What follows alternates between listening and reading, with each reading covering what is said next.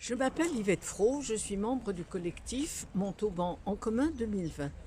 Je voudrais vous parler de la ligne à grande vitesse, la LGV, entre Bordeaux et Toulouse.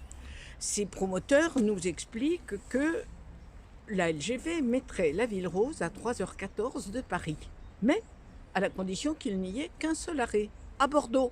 Et donc les Montalbanais regarderaient passer le train. Les inconditionnels de la LGV ont systématiquement écarté l'hypothèse de la modernisation de la ligne existante. Et pourtant, si on considère le coût de l'opération, ça vaut la peine qu'on s'y attarde. La LGV nous coûterait, à nous, les contribuables, autour de 10 milliards, tandis que la modernisation de la ligne actuelle nous coûterait autour de 2 milliards.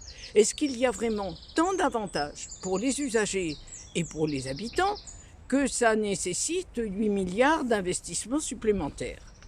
Notons au passage que les finances des collectivités de la région seraient sollicitées alors que cette grande ligne n'entre pas dans leurs compétences. Pour ce coût supplémentaire très important, la ligne LGV ne servirait qu'à la LGV, d'où la nécessité d'avoir des gares spécifiques, comme Bressolles pour les Montalbanais par exemple. La ligne modernisée, elle, supporterait le passage du fret, des TER, les trains du quotidien, et aussi du TGV. Sur cette ligne, avec des arrêts à Agen et Bordeaux, Montauban serait à 3h44 de Paris, alors qu'avec la LGV, il ne s'agirait que de 3h10. Mais il faut aller chercher cette LGV à Bressolles, ce qui fait un gain de temps quasiment insignifiant et produit milliards d'investissements supplémentaires. Par ailleurs, et c'est aussi important que les questions financières, aménager la ligne existante éviterait des impacts humains et environnementaux considérables.